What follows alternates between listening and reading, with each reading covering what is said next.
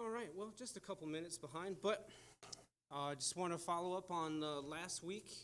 Um, Preface, I've got this on to try and help out with some troubleshooting, so if it makes some loud noises in the midst, we're going to turn it on and off, in and out, I believe.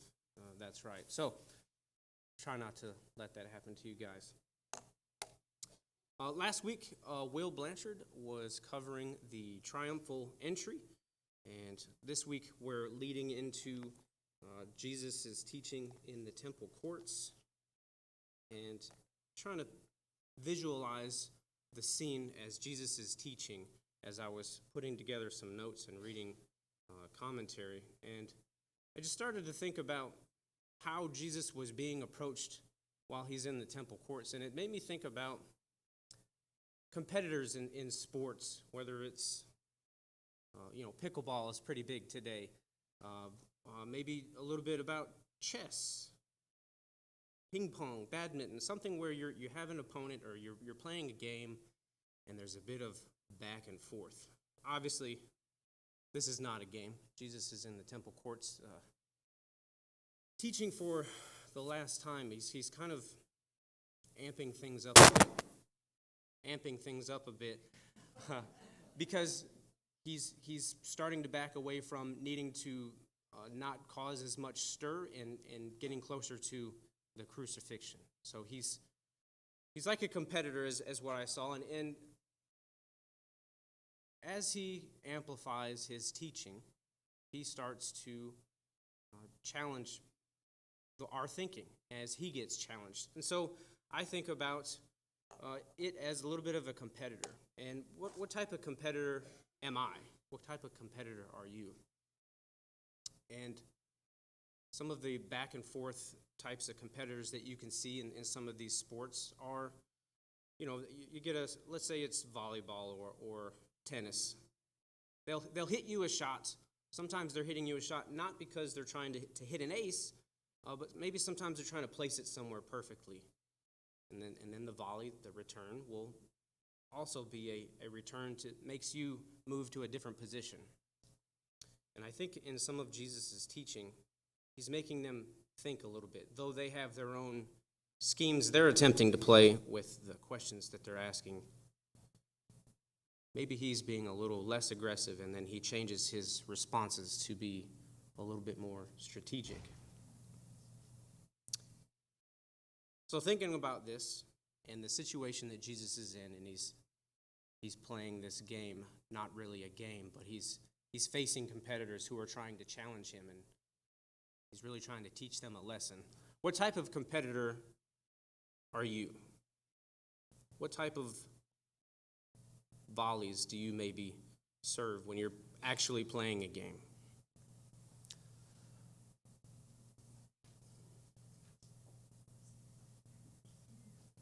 So let's talk, that's fine. I'll talk a little bit about when I go to visit family. So if I'm, this Tuesday, if anybody is free at 6:30 and 7:30, it's our last week of our church softball league. It's quite an interesting game because some games are a little bit more competitive and some games we're really just trying to have fun. Now when I go visit family, my wife's family lives in Utah, my family lives in Georgia, so typically around the holidays, we go visit and we play games. Church softball league, I'm there to have fun and try and demonstrate our patience and that we can have fun even if we win or lose.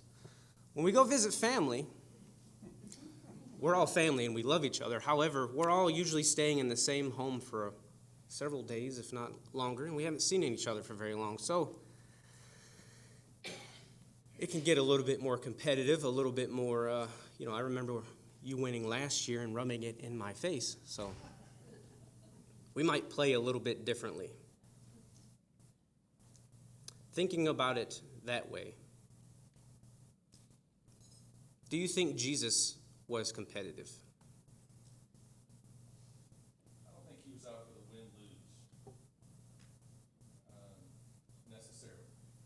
I think that there was, if there was a competition, it's for the soul of the person or for the understanding. And maybe that's even with the other person to get them to the spot where they do, change their thinking.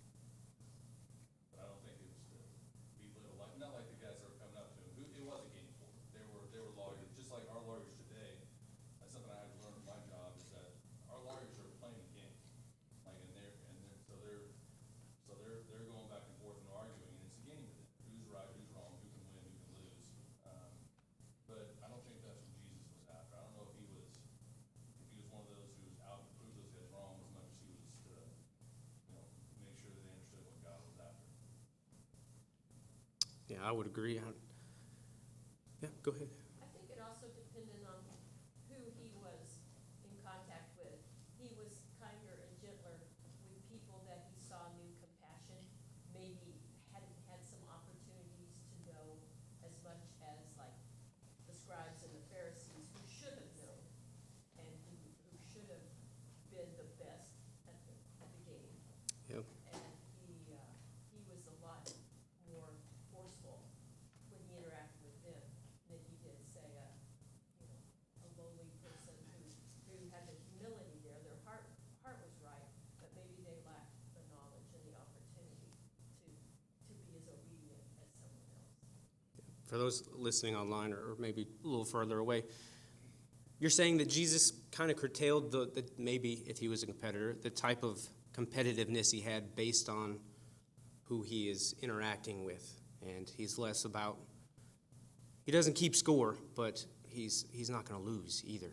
And a little bit more gentle depending on who he's in the game with, up against. Many times what we're seeing here, he's being challenged, and it's less friendly. So sometimes I like to put myself in the situations that he's in to see, how would I respond? What type of competitor was Jesus maybe? So the volleys is how I've looked at this. In chapter 12, there's several parables. The first one, and I'll go through these a little bit quicker for time's sake. The parable of the tenants, and this is Jesus essentially speaking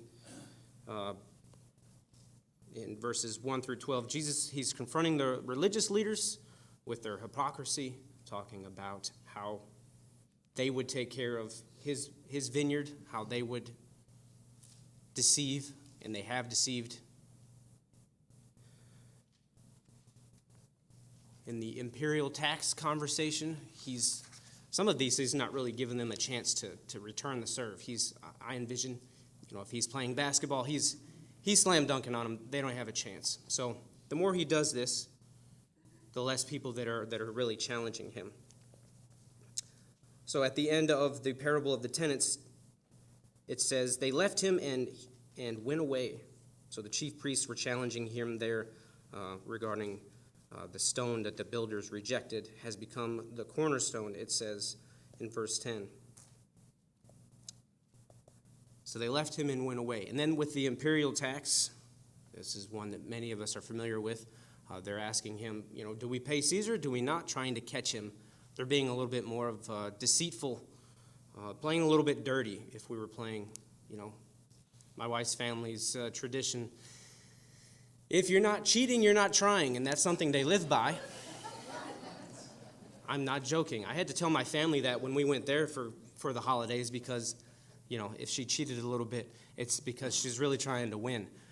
So I could see that in them. They're cheating a little bit. They tried to catch Jesus, but they failed. Jesus responds to their tricky question and saying, he says, why are you trying to trap me? So one, he knows they're playing a unfair game, but Jesus rises above as he always does. And he says, give back to Caesar what is Caesar's, and to God what is God's.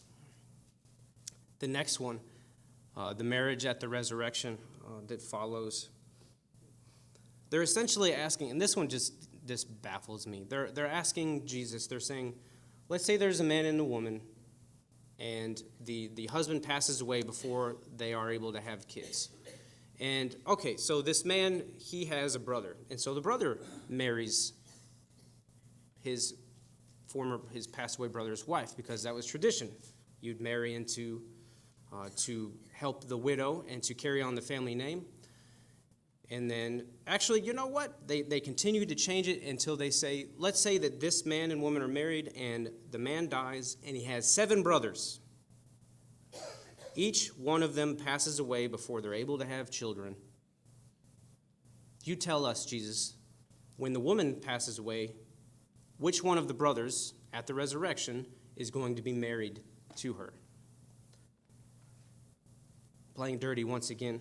And Jesus replies to their trying to catch him. he says in verse 24 of chapter 12, "Are you not in error because you do not know the Scriptures or the power of God? When the dead rise, they will neither marry nor be given in marriage. They will be like angels in heaven." And he finishes with, "He is not the God of the dead, but the God of the living. You are badly mistaken." As the competitor continues to be victorious, less people want to challenge. This is just what I envision. And then lastly, on the volleys that I have up here is the greatest commandment. A man approaches a little bit differently. He's not trying to play dirty, and it seems as if though Jesus' teachings are finally getting through to the people that are there in the temple courts with him. And the man that approaches him says, "Of all the commandments, which is the most important?" Jesus says, "The most important one is this: Hear, O Israel, the Lord our God, the Lord is one. Love the Lord your God with all your heart, with all your soul, and with all your mind, and with all your strength. The second is this: love your neighbor as yourself. There is no commandment greater than these." "Well said, teacher," the man replied. It's a little bit different than what he's been hearing. "You are right in saying that God is one and there is no other but him."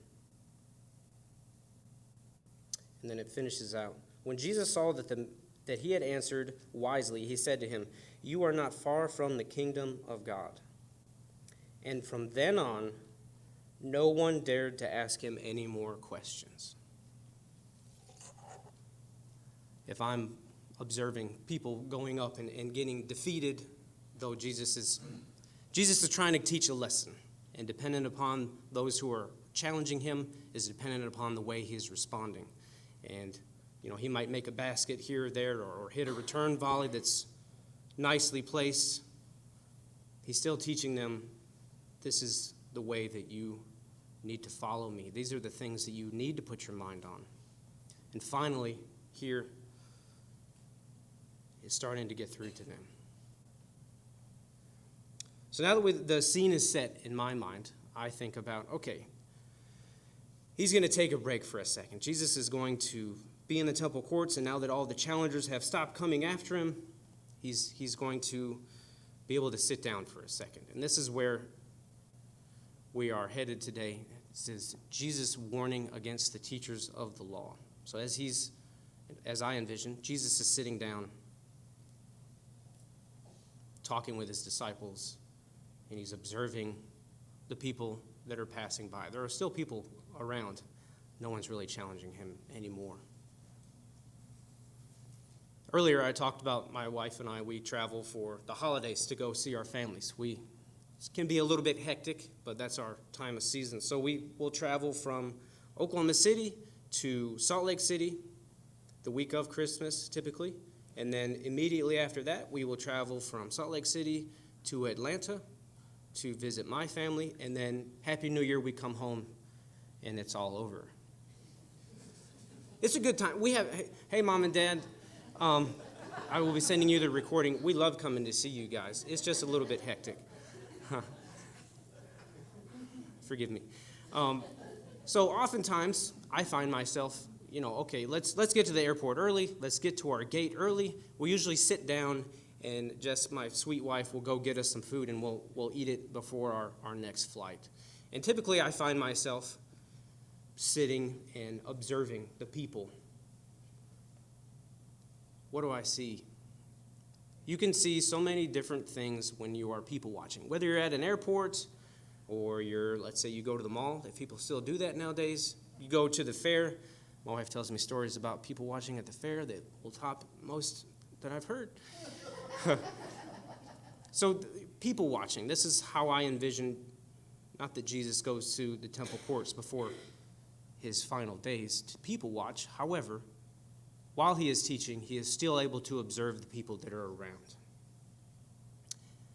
And this is where we get to Mark 12. That's the scene that I see. Does anyone want to read for us Mark chapter 12, verses 38 through 40? Thanks, Zach. As he taught, Jesus said, "Watch out for the teachers of the law. They like to walk around in flowing robes and be greeted in the marketplace, and have the most important seats in the synagogues and the places of honor at banquets. They devour widows' houses, and for show they make lengthy prayers. Such men will be punished most severely." Thank you. How are the scribes or the teachers of the law described in Jesus' time that Jesus is talking about right here? How does he describe them? What does he see? Arrogance.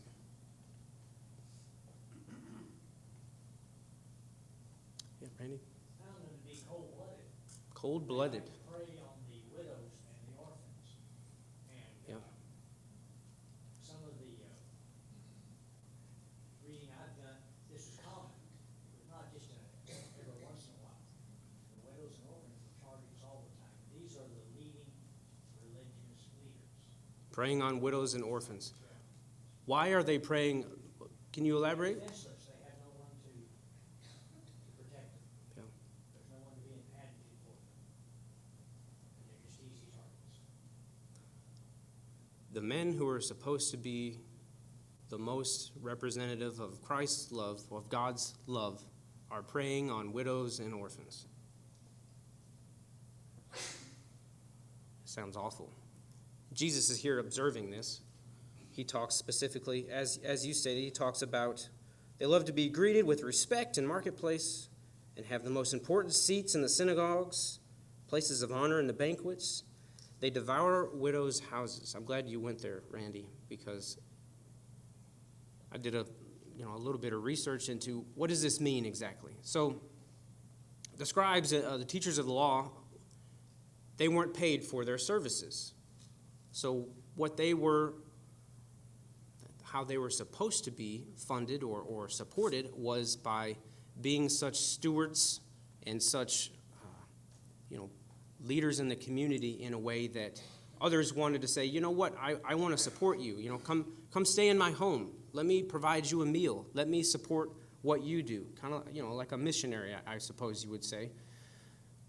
So that's how they should behave.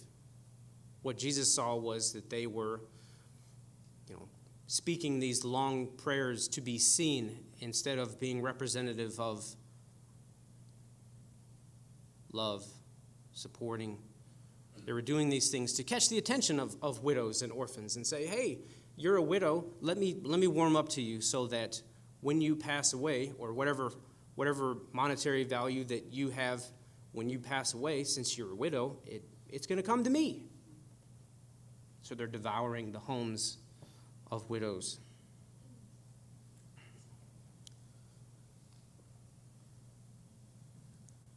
Hearing this, how do we respond to it? How should they have responded to it in Jesus' time? How do we? They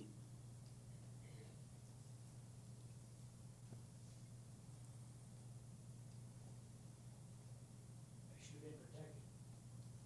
Protected. And you expect the religious leaders to be the ones that lead that. Yeah. That movement to protect them.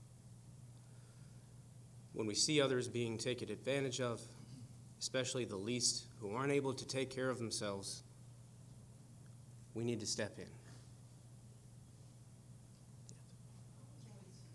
always thought that maybe it was that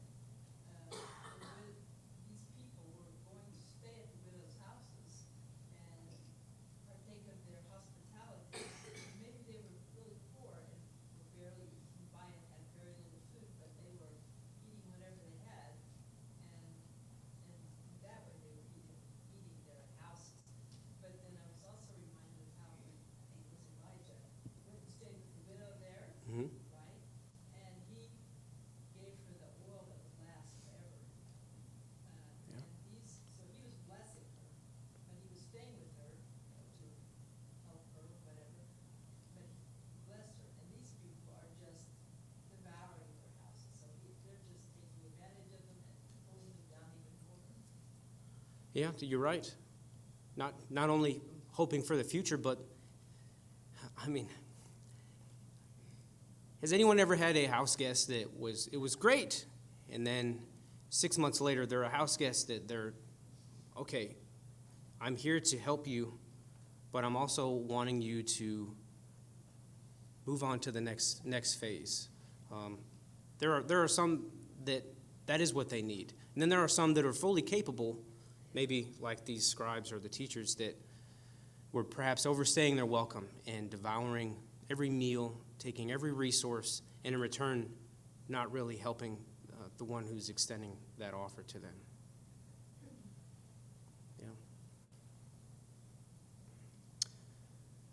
Yeah. They're abusing their privilege. Some of the things that they did, that they talk about in this verse that we just read is, they love to be greeted with, hey, teacher, master, rabbi. They love to be seated in the most prominent places. They would seat them in the front, and they would put them next to them on a comfortable seat during very high-level events, so they would be seen, so that they would be held in the most regard, the most honorable position. I think it's interesting how this description kind of walks in line with what we've been talking about Jesus' disciples through Mark here, who just didn't get it. Who always thought that this was a earthly kingdom. This is very much a thing you do in the earthly kingdom is you in earthly kingdom, not the earthly kingdom, but is you put yourself in a position of authority, respect, and honor, and at anyone's detriment but your own. So it's okay that it was the widow because she's not the one that's going to be in this position of respect and authority.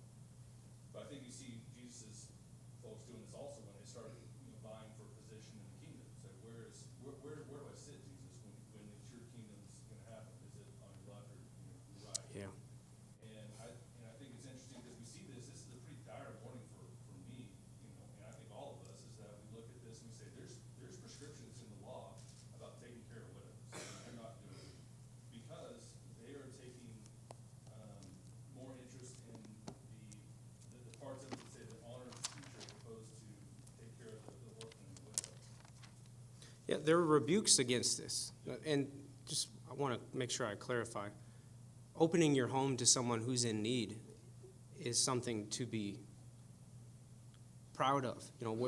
We're the hands and feet of Jesus. And so someone who needs a place to stay 6 months, if they need to stay with you forever because they are not capable or they don't have the means to be able to take care of themselves, that's what we're supposed to do. It's those who, like these scribes, who were capable and were just consuming and taking advantage of the situation that Jesus is rebuking. Well, isn't this a part of the overall teaching, though, that Jesus has been giving, that we've looked at all the way through? Back in chapter 10, he pointed out, whoever will be greatest among you will be the servant of everyone, okay? Yep. And encouraging his disciples to humbly go about serving other people rather than arrogantly, as these are.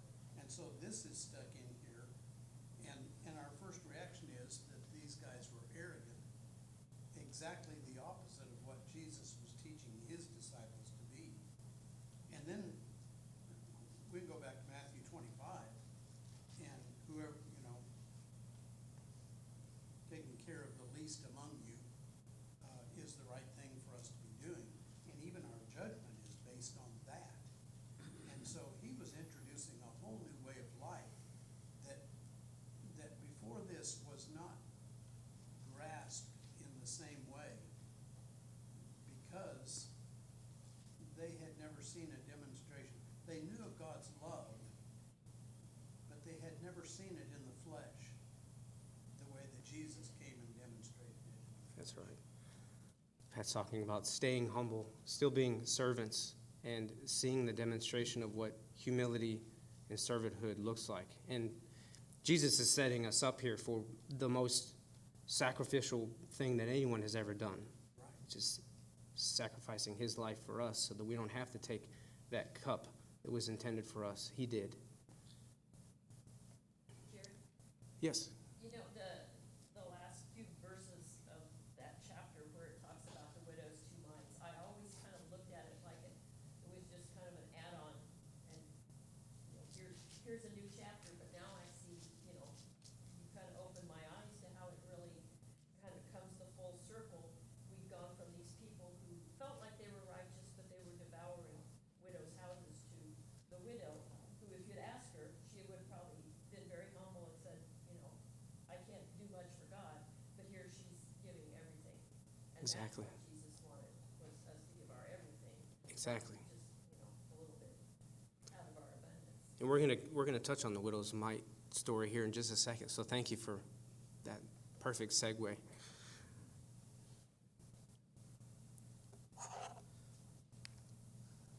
The widow's offering. That's well done. Thank you. That was well, I will pay you afterwards.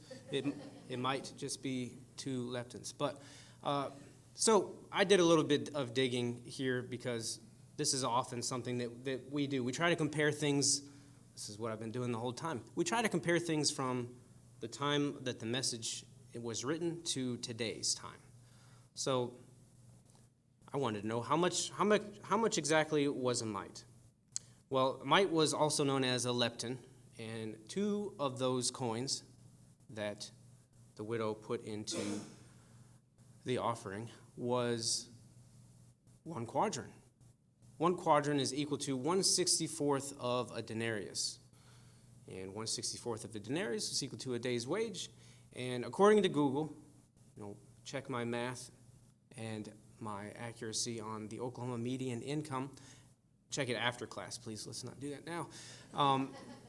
According to Google, the Oklahoma median income is approximately $33,687, which, if you divide that out 40 hours a week over a year, is about $16.19 an hour, which means that the widow putting in those 2 coins was about equal to $2.02 in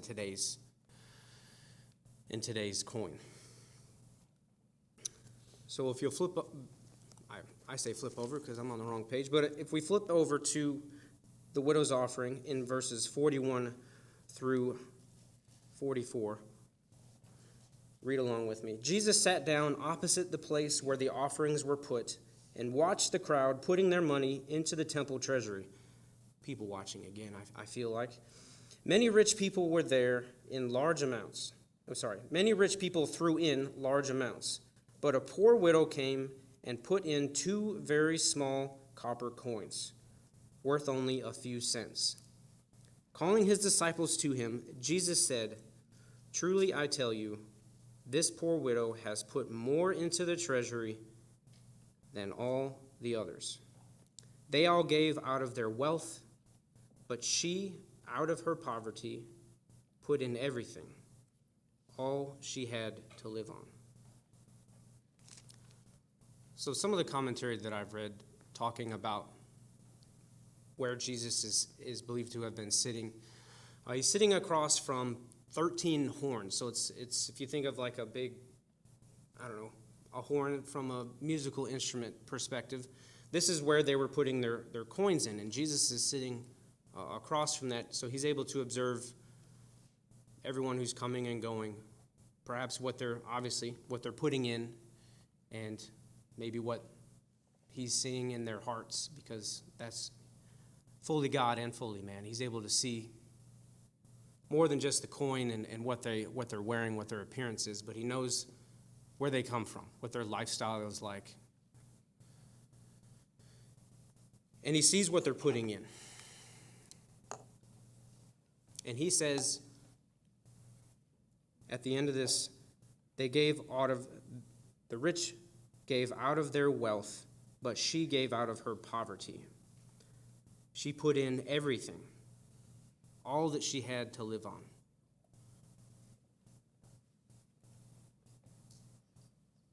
So the question that I have, that I still struggle with, is if I was there and I witnessed her offering, what would I do? I had this conversation with my wife yesterday. I said, "What would you do?" She said, I'd probably run up to her and say, hey, can I buy you groceries? What can I do for you? Because I know that the money that you just put in was likely to pay for a meal. Not a meal, it's everything that she had. It was to pay for maybe the oil for the lamp to keep light in her home, or whatever tomorrow might be. So I ask you, if you were there and you witnessed what her gift was, hearing what Jesus said, knowing that she gave everything,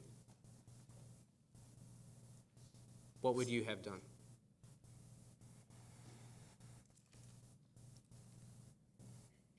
Randy? There I go again. To answer that second part of your questions, he does not give us a percentage or an amount. What he does require of us is our heart, how we give.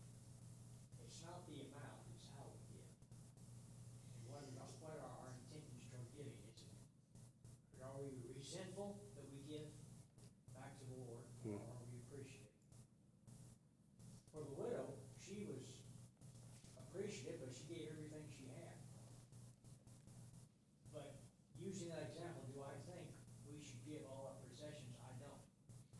I think we give back what we purpose in our heart, and that's phrases that we've used for years and years and years.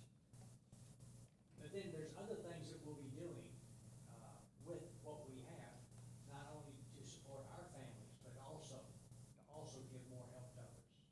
So I think that, I think in my heart, I would not be able to say that we should give all of our possessions. I Nope. think we're stewards of what he gives us, and we manage it. Yeah, what Randy's saying is it's less about what we give and more about our hearts when we give. Well, what does this tell you about, here's my question. So, I mean, because the obvious answer is what would I hope I would do? Yeah. So I've seen this happen, I've done nothing. So that's my answer. I've sat and watched people give everything and sat inside and I've done nothing. But when I look at this, it's a why question for me. Did she give it because she was just kind of done, or was it an offering of great faith, where she gives everything she has, then at some point she's dependent upon her community, which obviously doesn't have a husband or a son that doesn't appear in this instance to take care of her. So she's dependent upon the community and God's word, as an instruction. So the question I would have is why? Why did she give? Yeah. Yeah. Well, so this is back when we lived in Arkansas, when I go kind of to why you had a supply today, we knew we were good friends with somebody. There was a group of us, and one of them was going through a very bad financial situation. And so that one of our good friends, they took her groceries. But they were also on a strict budget, and what they did not convey to that girl, because they didn't want her to feel embarrassed or whatever. Yeah. They had to eat basically rice and sweet potatoes for Wow. several weeks. So they gave that she could, So but they sacrificed the same thing for themselves. Sacrificed their food for that amount of time, and that was something that, I didn't go to help them. Maybe I should have. The family that were our friends, but I also feel like that was what they wanted to do. They felt like they were willing to make that sacrifice to serve someone else, and so I don't know. Sometimes I think it's hard because I don't want to steal their joy. There are times when you don't want to steal their joy if that's what they choose to do. I don't know. So it's kind of tricky to know. Yeah. Mandy was talking about friends who gave money that they had for food to someone who did not, and in return, now they were in the same situation and they were having to eat less rice and I forget what else, but they put themselves in the situation and took the other person out of it, essentially. And just to clarify, this is, I don't have a direct answer. I'm asking this question for sharing the conversation. You know, if you were to ask your financial advisor, should I give all my retirement, my 401k, life insurance, emergency fund? I don't know what they would say. John? I think one of the core questions that God is asking us every day is, do you trust me? And we have somehow deified money. But there's lots of resources that we deify. Maybe it's our time, maybe it's our sleep, maybe it's our creativity, maybe it's our playtime, maybe it's our selfishness. I mean, there's all this energy that we have in life that we have to decide how to allocate. And the question that God asks is, do you trust me, or do you trust your ability to take care of yourself? When you feel like you need, when you feel like you might be at loss, where are you going to find a resolution for that? Is that going to be within your own power, or is that going to be with me?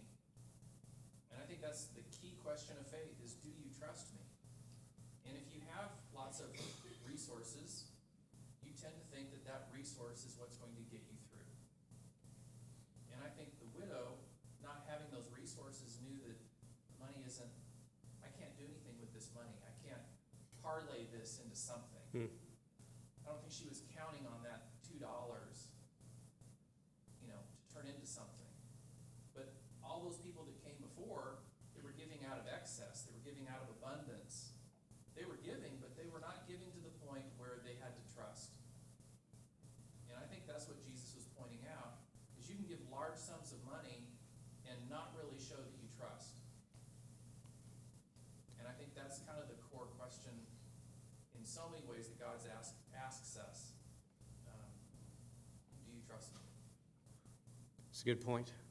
When we give, are we giving because we know we've got enough for ourselves? Or are we giving because we know that God will make the ends meet from what we've given? He will fill in the void. He will be there for us when we have a need. Is that right?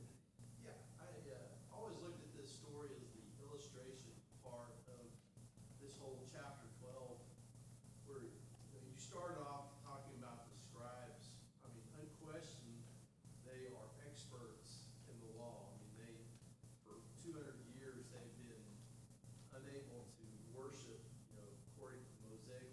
They've been studying the law, commenting on the law, and they're experts. But Jesus points out their heart is not in it. You have all this stuff, you know everything there is to know, yet you don't apply it. You're hypocritical. And that's the danger for them then, and as well for us today, is we can know everything, but if we don't turn it into shoe leather, don't apply it, then we're like what Jesus said, we're like the foolish man builds his house on the sand and is destroyed. And so then we transition. He says, now let me show you this lady over here who does have a heart. This is the heart that I'm looking for. We've given you the example of what not to do. And here is not a scribe, not a Pharisee, but a widow who may not even know how to read, yet she has the heart that I'm looking for. And so, you can talk about tithing, you can talk about all that. I mean, Malachi ends the Old Testament saying, the only time God says, test me, he says, go give us the whole tithe and see if I don't open up the storehouses for you. So, I mean, what's in your heart? And that is, that's the application of it for us, greater than how much. Yes. It's one thing to have the knowledge, to have the wisdom. It's another thing to live it and apply it. For sake of time, I'm going to move to the last two slides that I've got. What are some conclusions we can take away? I think 1 Samuel chapter 16, verse 7 is a good reference for what we're talking about. Man looks on the outward appearance, but the Lord looks upon the heart. Human ways, our ways, my ways, are not God's ways. God doesn't want your money nearly as much as he wants your heart. I think that's something that we can all agree on. And so to sort of finish out our discussion, I'd like to have a challenge for myself, challenge for you, maybe to think about this week. What are the things that you possess you would consider in abundance? Now the real challenge is, where do you give the most to God? Is it out of the abundant things, to what you have set aside, like, okay, here's what I can give because I know I've got enough. This is hard for me because I love to hang on to those little bits so that I know that I've got enough. Or do I give what I know that I'm going to have to depend on God because I gave all I had and he's going to have to fill in? Yeah, if you'll pray with me, please. Heavenly Father, God, you are amazing, Lord. All the things that you have taught us, God, to live by the teachings that you taught, to be the example that we speak about thousands of years later, to take on the body of a human, to be sacrificed, to show us what it is to sacrifice, and to live by the words that you spoke. God, we thank you for that example. We thank you for your Son, Jesus, and for the life that he lived, the teachings that we continue to learn. And though we fail, you forgive us and you welcome us back into your arms. I pray, Lord, that each day as you teach us, you'd help us to learn, look out for new lessons, and to seek you each day. It's in Christ's name we pray. Amen. Thanks, everybody.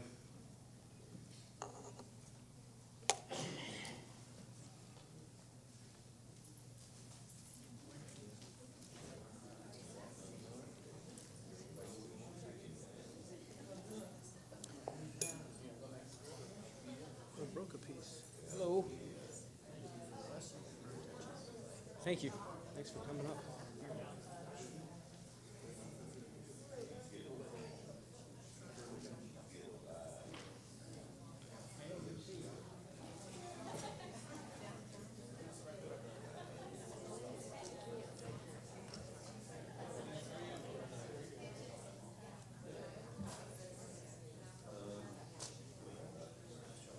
Thanks, James.